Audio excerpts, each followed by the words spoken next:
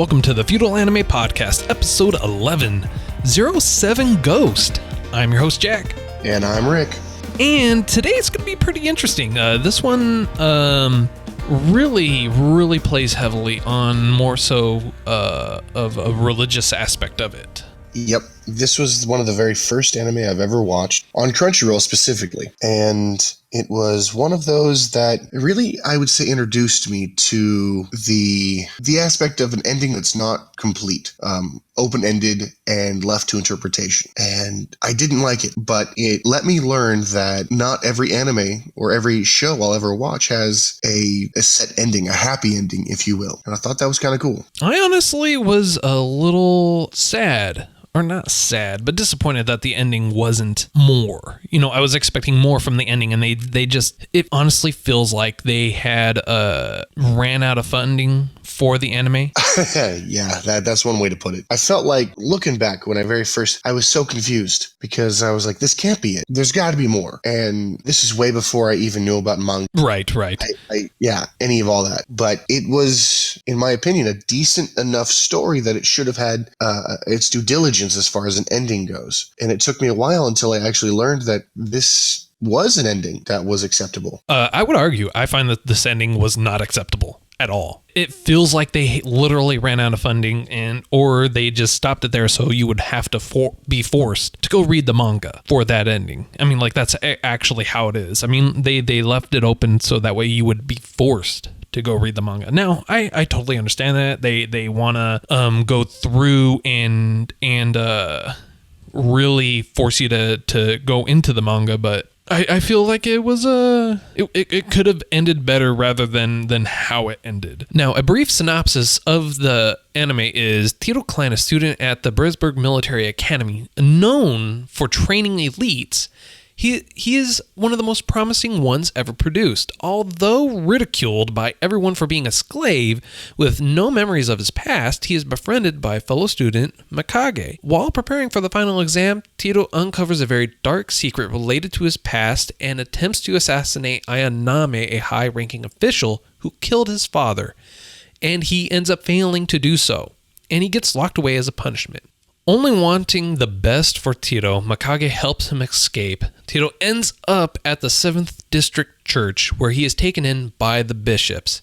It is here that he attempts to evade the grasp of Ayaname and the military so he can recover his memories and learn why he is the person that he can change the fate of the world. Now, everyone freely utilizes an ability called Xiphon to fight. While the types of Xiphon usable depends on the nature of the soldier, and it also really depends on their emotions. What Xiphon is basically their magic. You have... Or lack thereof. Yeah, or a lack thereof. I mean, like, even though it runs entirely dependent upon their emotions, how it is utilized and how they really want to go about using it is also dependent on the type that they can use. So you have some that are more prone towards healing than anything else, or some that are more destructive, some that are more for protection, and so you do have the variety of other ones. But this anime also revolves around the main protagonist being Tito Klein, who's a student at this academy, but you also learn that he was a slave, a battle slave,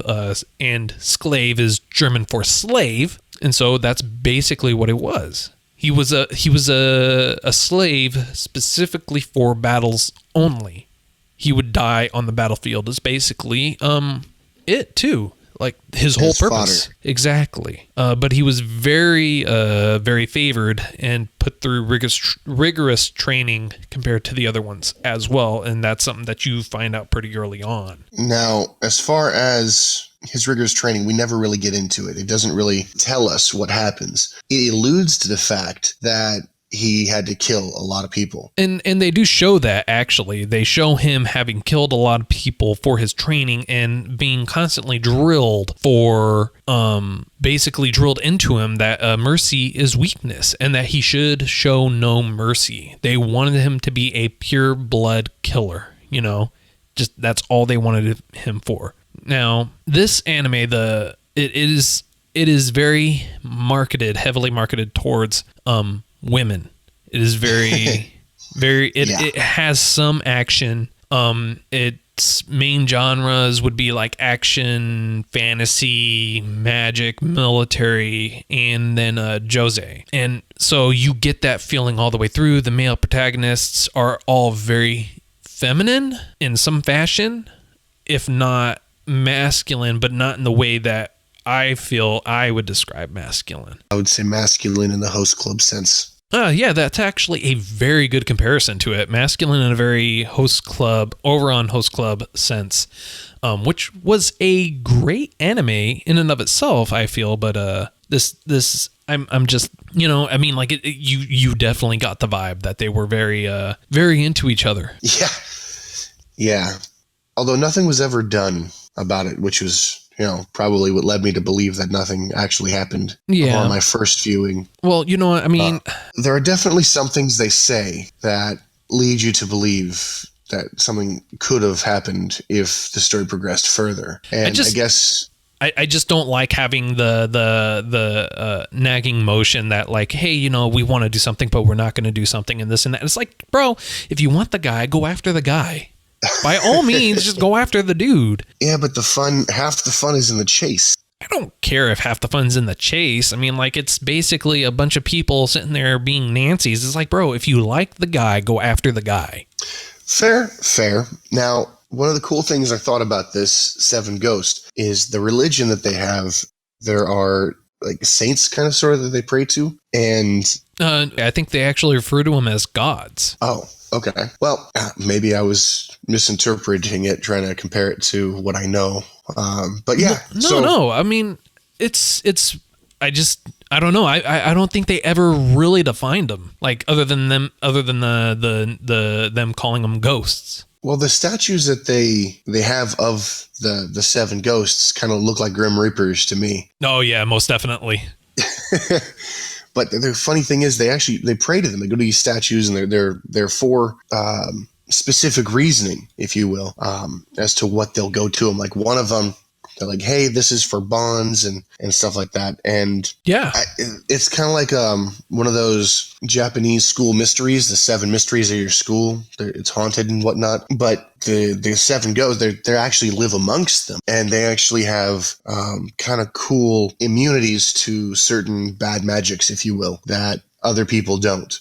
Now, how you become one, I don't really think I remembered. And in my memory, I only remember 3 of the 7, so I don't know if they meant to go on farther. Well, that's why I said, they really pushed you to read the manga. I mean, it's pretty blatant. It is really blatant that even from the beginning when they showed the 3 for the transitions for the halfway point, you saw instantly that there were 3 of them, and so you were kind of led right off the bat that the 3 of them were actually the ghosts. How they're chosen or everything like that is basically the feeling I got is that something happens where they're awoken, so they're predetermined at birth, but they are chosen and then they awaken.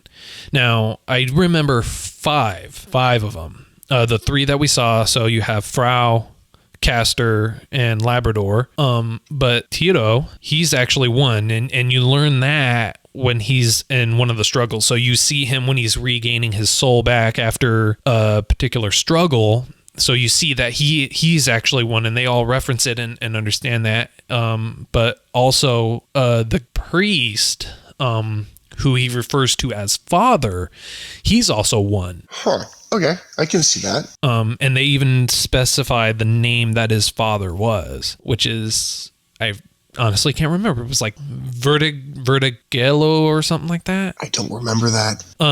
But also one of the other ghosts, which is the god of death, or however you want to say it, the main bad character, Ayanami,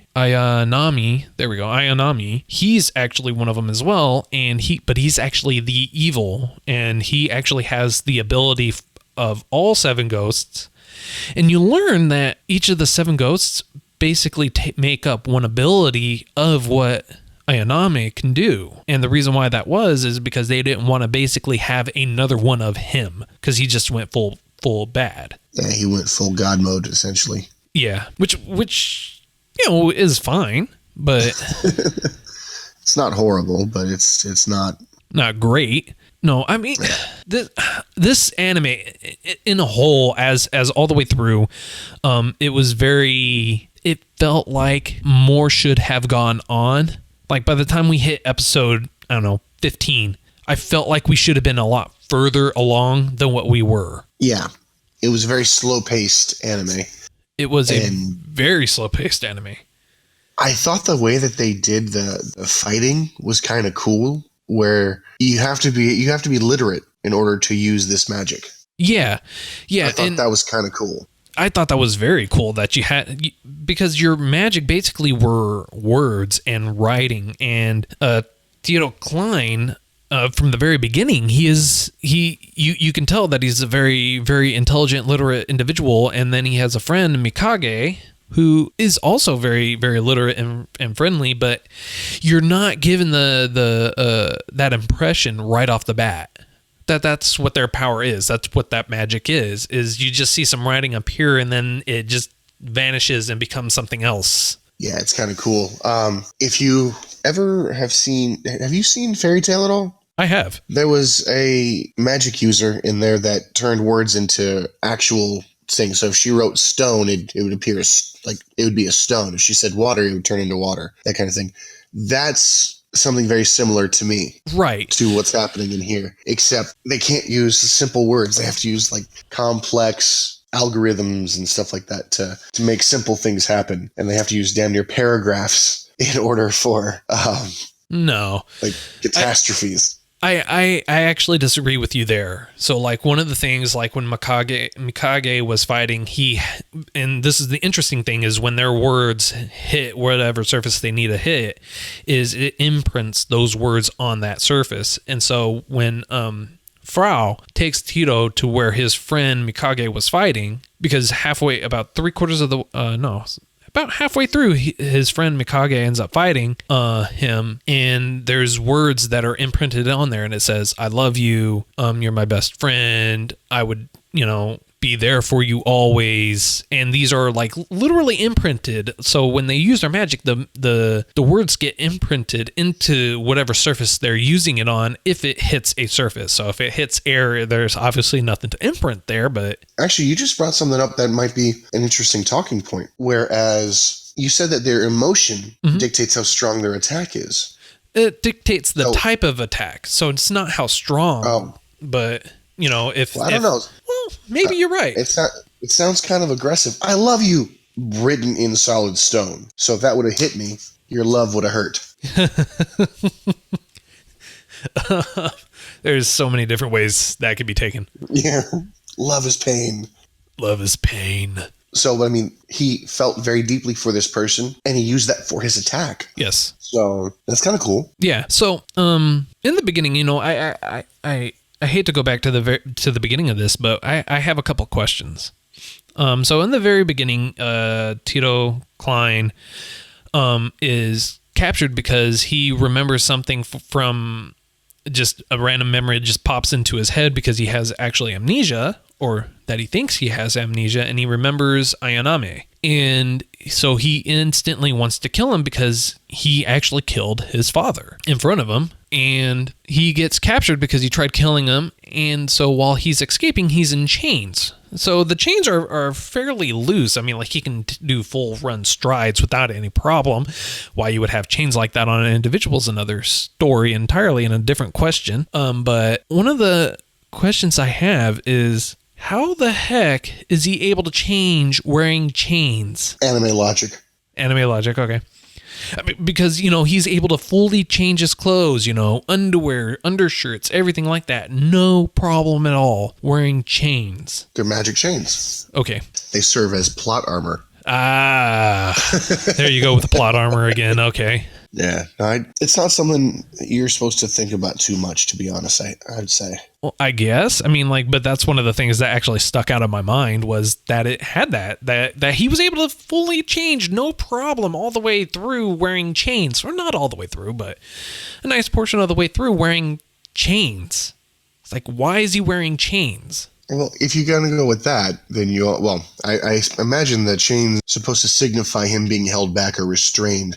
either by his own personal option or by as a metaphor. Now, that said, you want to try to put logic towards chains when words hurt. Fair enough. Words are violence. Fair enough, sir. Fair enough. We will go with that it's more of a metaphor than anything else, and that your words will really hurt me physically. Yeah. Sticks and stones don't break my bones, but your words straight up kill me. Magic form. Yeah, right?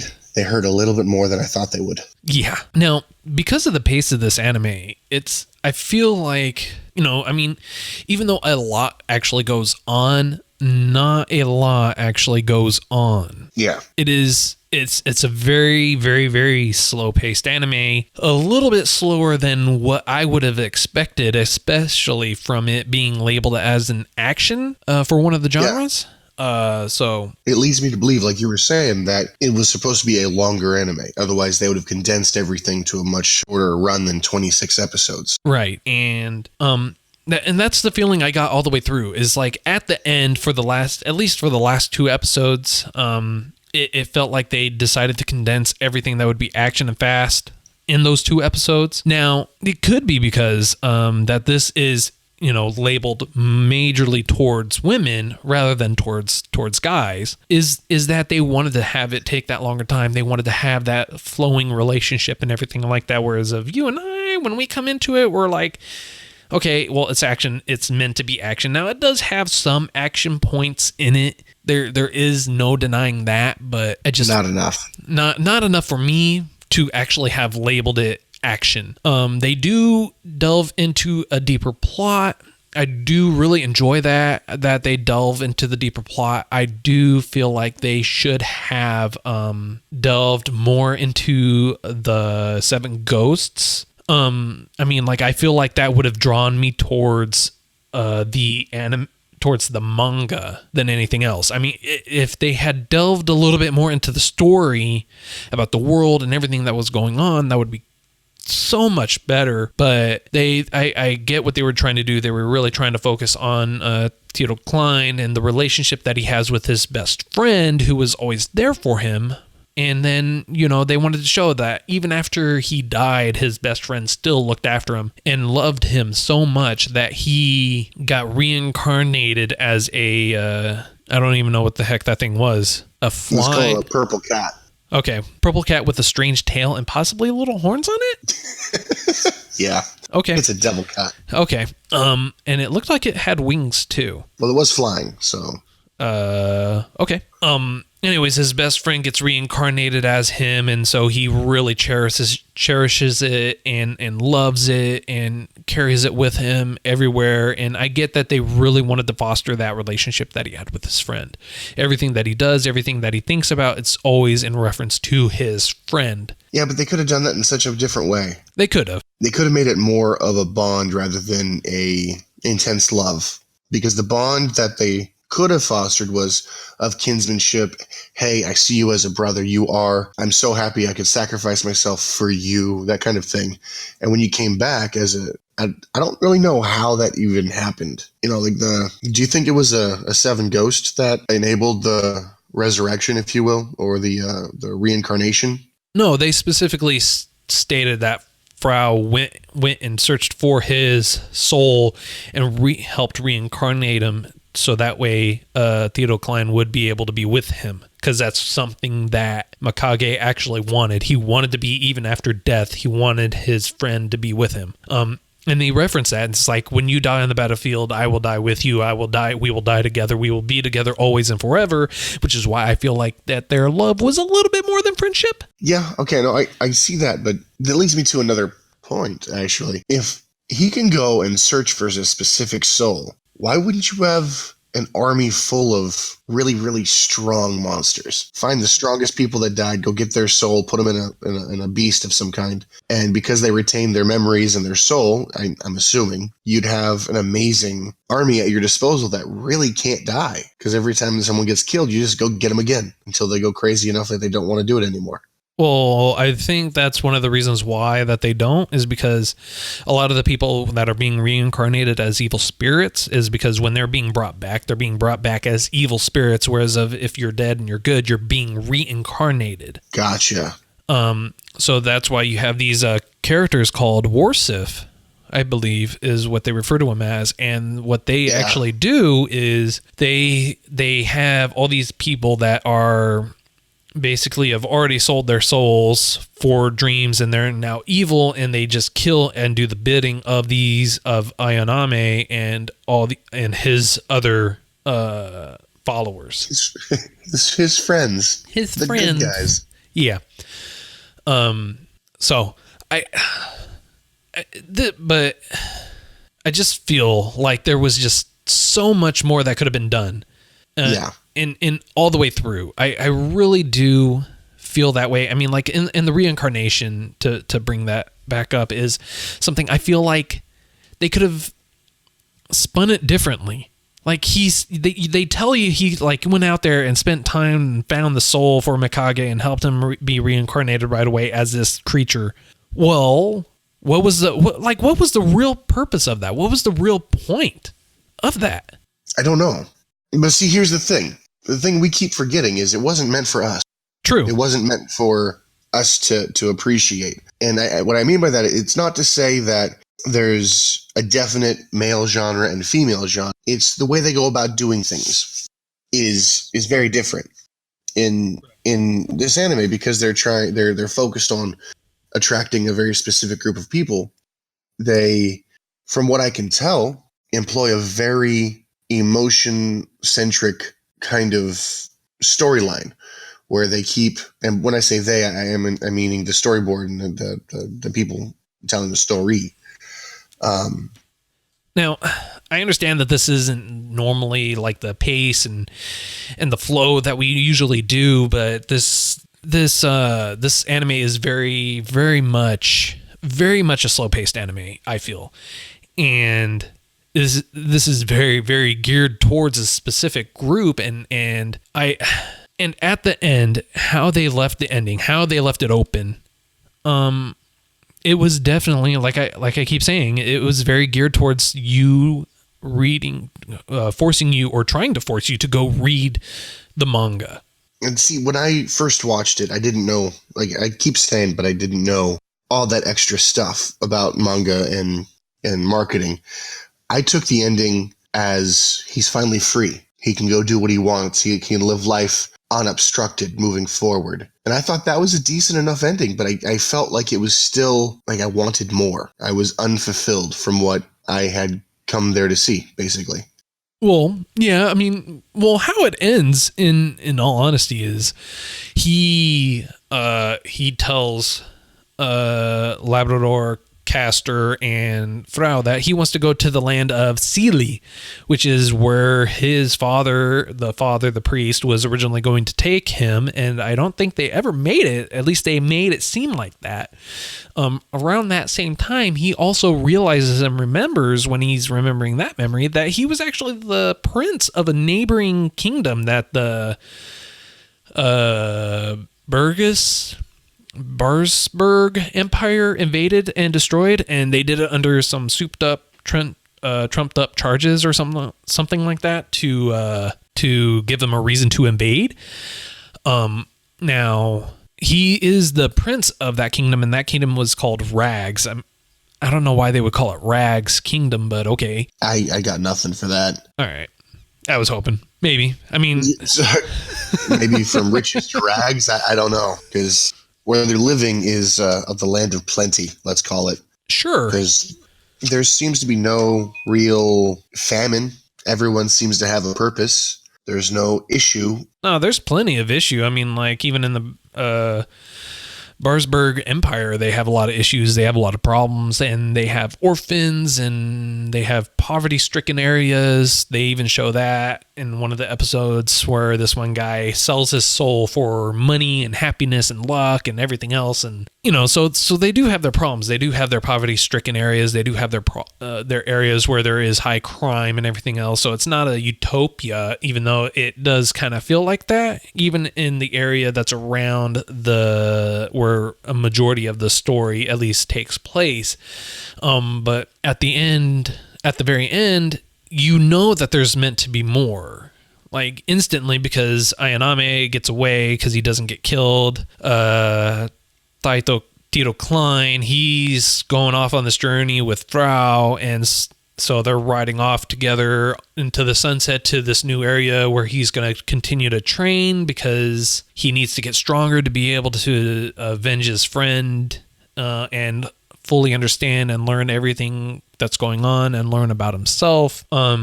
Speaking about learning about himself, did you ever find out what that thing in his hand was? Yeah, that's the eye of Mikhail. Like they said it, they said that like 10 different times throughout the anime.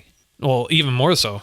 I could never figure out what they were actually referring to. I thought it was maybe the eye of meaning Michael the Archangel. Yeah, they actually said that too. They called him the Archangel Mikhail. Well, looking at it, what would that make the 7 ghosts? And would that could potentially lead into a larger story? But that's just pure speculation, to be honest. Because if you have Michael, that means you have Satan. If you have Satan, that means you have God. Well, yeah, they do reference God, and they do reference angels and the leader of them and everything else. So they do reference that all the way through all the anime.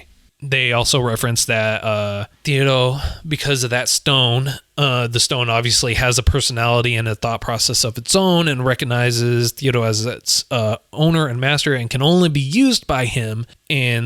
And so they basically explain it's like he can go two ways. He could either be the world's greatest destructor or he can be the world's greatest savior. And they are definitely trying to coax and push him towards being the world's greatest savior rather than a destroyer. Yeah.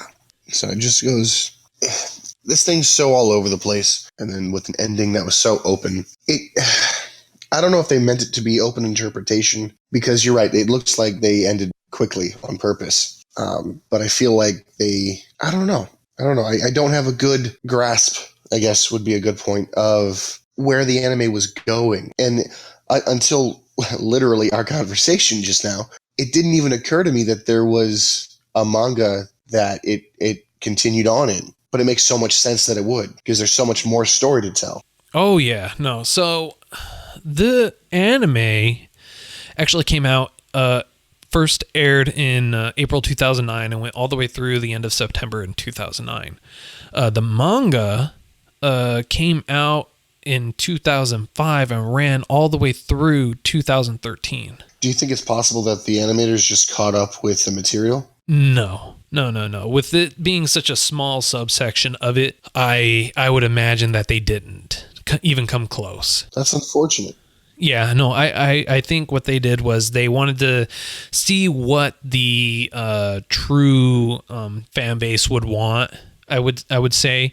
So one of the things that, in case you didn't know, a lot of the animating studios and things like that, what they'll do is they'll base it on whether or not they want to continue to air or produce episodes based on feedback and how their merchandising sells. So if there isn't much in the way of merchandising and sales and things like that, they will stop. They won't produce any more episodes. So like Overlord, the reason why that they have 3 seasons of it, even though it took a long time, is because there was enough people that wanted it, enough feedback, enough want for it, so they continue to produce. Well, speaking of Overlord, you're right. There are 3 seasons. I was really hoping there would be more. I was expecting there to be more.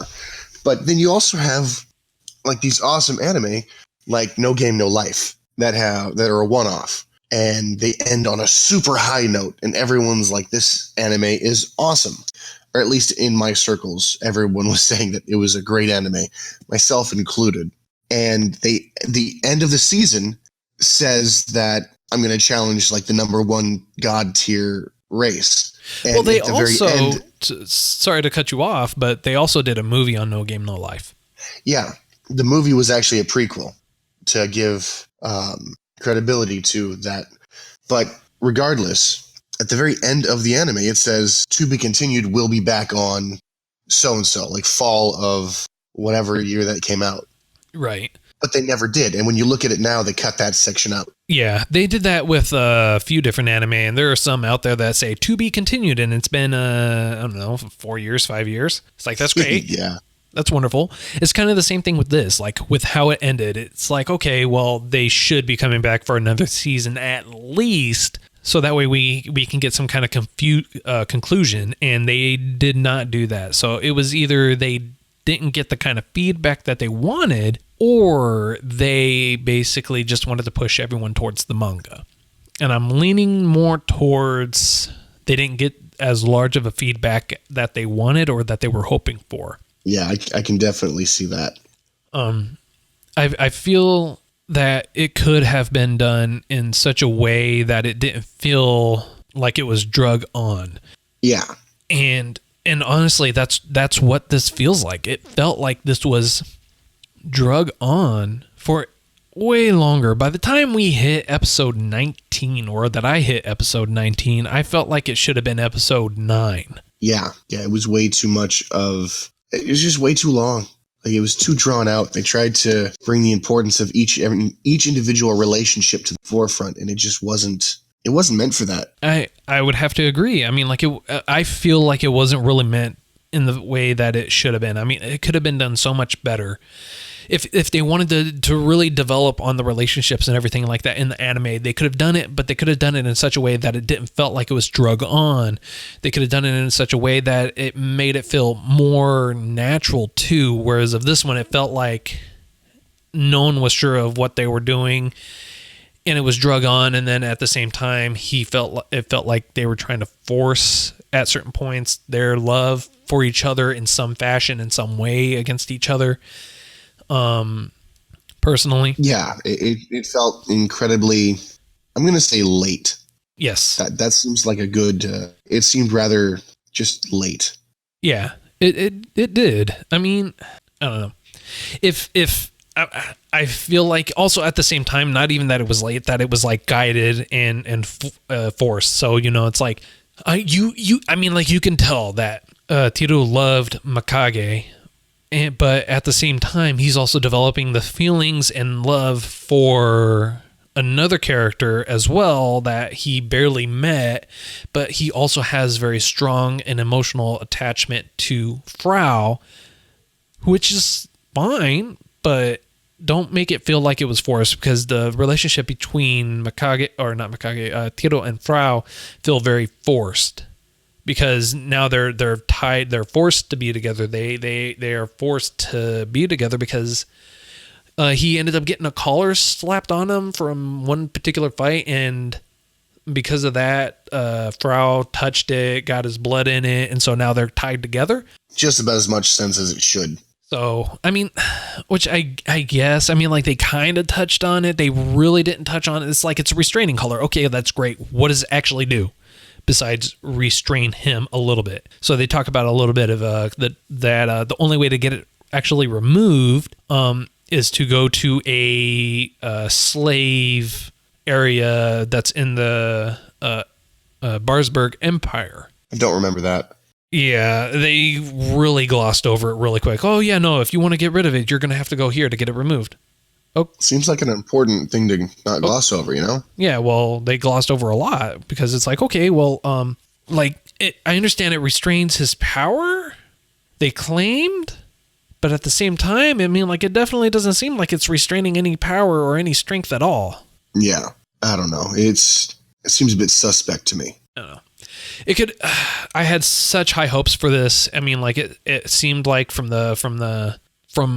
just the synopsis, it seems like it could have been so much more. It could have been so much better than what it actually was. With him riding off into the sunset, and with the main enemy, protagonist enemy, riding off into the sunset too, saying we will have to track him down and attack him later on. Basically, now I understand, blah, blah, blah. Okay, well, that was kind of a lackluster ending. Yeah. No, I wish I had more to say on that particular part of it, but it just... It is what it is. In all honesty, it is what it is. I mean, like, this... It is one of those ones where you might as well not watch the anime. You have to go read the manga to get any kind of conclusion. You're not wrong. As much as I want you to be, you're not. So, well, I don't want to drag it out much longer than we already have. Yeah, no, on this one, we don't really have too much to say on it, because there really isn't much to say. It was a very long running felt like a long-running anime. But it was a very slow anime. It was very, very drug on. So on a scale of 0 to 5 F.A.Ps, how many would you give this? Nostalgia value, I would say 4 out of 5. Realistic, now that I've seen it again and realize it doesn't stand the test of time, a 1.8. Probably the lowest rating I can give it. Ooh. Yeah, I can't F.A.P to it, man. I would actually give this I give it a 3. And the reason why Really? I give it a 3 is because I get the intention. I really do. I get it was slow, yes, but they did develop the characters. Could have been better, could have been faster, but they actually developed the characters a lot better than the last one that we watched, King's Game. They didn't really develop anything, and they just like kind of rolled with it. This one, I feel like they could have shortened up a little bit, but they left so much to be desired, and they went into details. I wish they would have gone into a little bit more detailed, but I compressed it a little bit more. I really wish they would come out with a second season rather than forcing me to read the manga. But if I want any conclusion on it, I guess I am going to have to read the manga. But yeah, that's why I give it a 3 is because of that. They did do character development rather than not giving any development at all. Fair. I can go that far with you. I mean, I'd rather them do this than do no character development, and all he's doing is running around, waving his hands up in the air, and then all of a sudden it's like, oh, by the way, I have this killer backstory, but go forget yourself. Like, a great example of no character development in another world with your smartphone, or with my smartphone. That is one that they did no character development at all. They alleviated to it a couple of different times, and then they're like, yeah, no.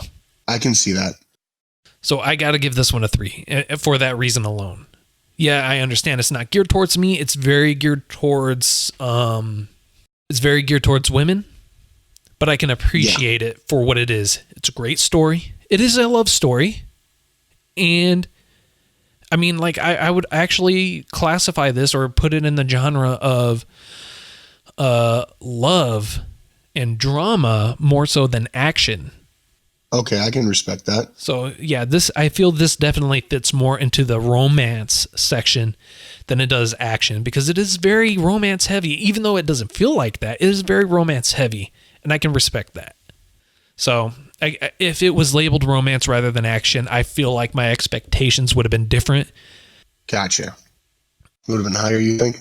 If it was labeled romance, I wouldn't have gone into it expecting a very action-packed type of anime. And this was not an action-packed type of anime. This was a very romance drama anime. Fair. So what are we looking at next week? Next week, we're actually not going to review an anime. We're going to talk a little bit about the animes we are currently watching that are out for the winter of 2019. Oh, okay. Yeah, based on a little bit of feedback, that's what we're going to do. So, all right. Any spoilers, let's say? No. We're gonna just totally reconvene next week. Anime only. Okay. That's all we have for today. Please feel free to reach out to us via email at feudalanimepodcast@gmail.com, and we are also now on iTunes, so please leave us a rating and a comment. Be much appreciated, and don't forget to subscribe as well on your favorite podcast catcher. Until next time. Bye.